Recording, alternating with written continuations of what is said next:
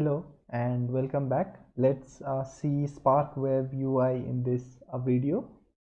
Let's get started. Open command prompt.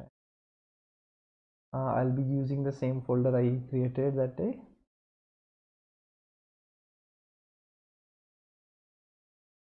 And Spark Cell.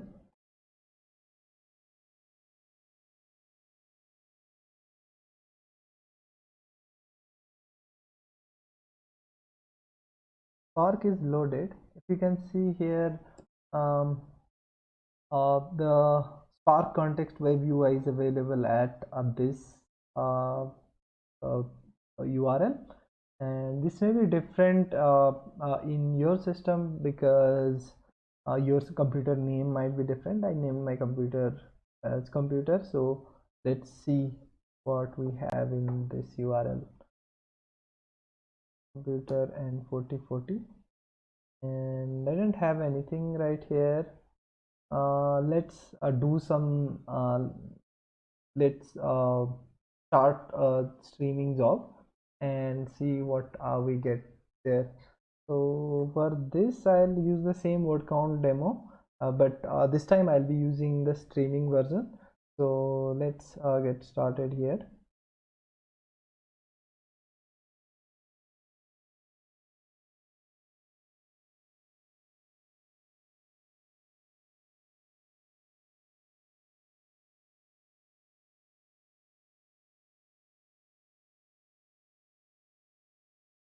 Let's write stream.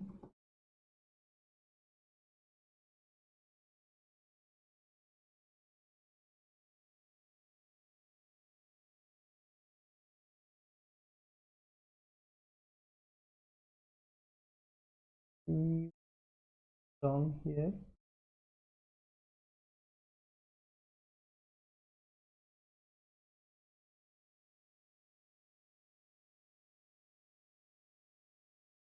output mode should not be append and it should be complete when writing to console. Append mode can be useful when you have a file or database where you can keep on appending, but in console you cannot append. You have to write the whole data.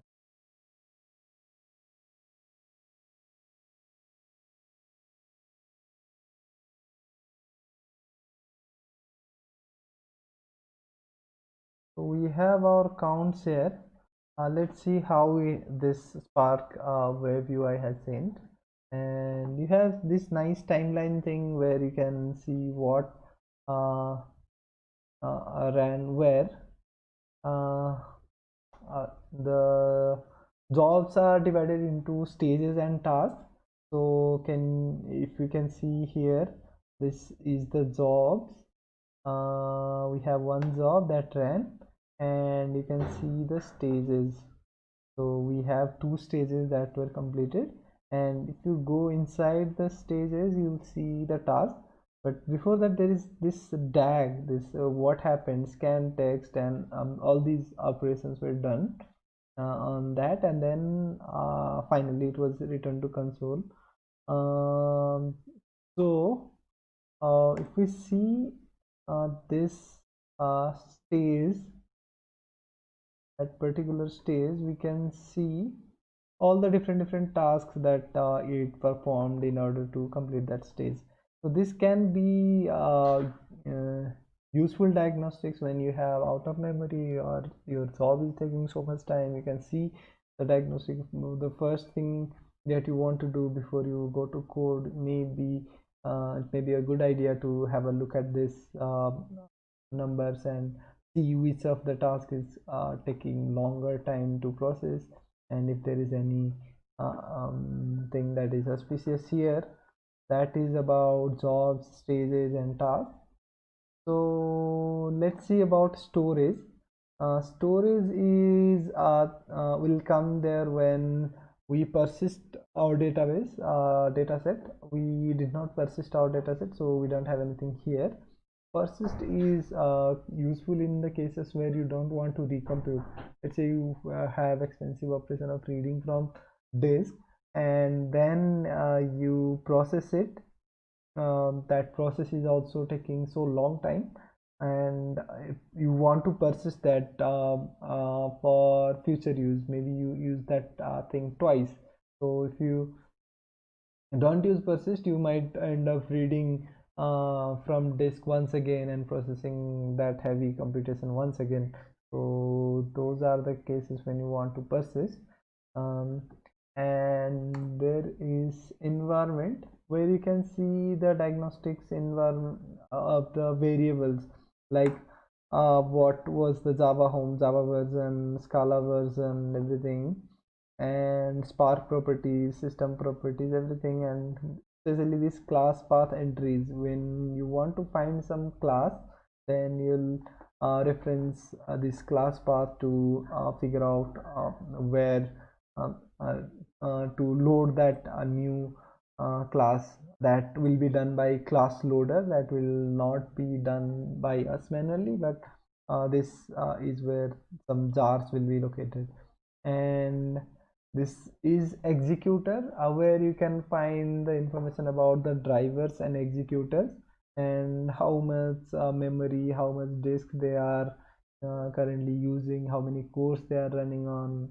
Currently my system is a single system, it's not distributed one. I just have one driver, but in production scenario it's not likely that you'll operate on one driver, but you'll be operating on one driver and maybe number of executors, maybe 5 or 10 or any number of executors you want, depending on the data and the type of processing you want. So that is about executors, and you can see how much memory and this each and every executor is using. And there is SQL. So this is the place where you can see how many queries have are running and completed, and see the completed queries, and we can see this local table scan and this parse logical plan and analyze plan, and all these plans are there. I don't see anything that is relevant. Yeah, here I think we can see here if you see, that is related to our query that we wrote. So here this is when we write some Spark streaming job or any other batch job, it will first translate it into a logical plan. So that is past logical plan, and then it will analyze and optimize the plan. After that you'll get, if some whatever Spark can optimize, here it will apply different types of optimization. And after that the physical plan is the one that is actually executed in that is actually executed. So here we did a file scan on this file, this particular file, and we did not put any filters like partition filters, push filters, we didn't do anything. And at the last stage of our thing was write to data store, data source v2. So it was writing to console, and each stage is displayed here beautifully. It might look very long and confusing at first, but it is a good idea to look here and see what filters are applied, and what steps that happened, and um, uh, in between the read and write.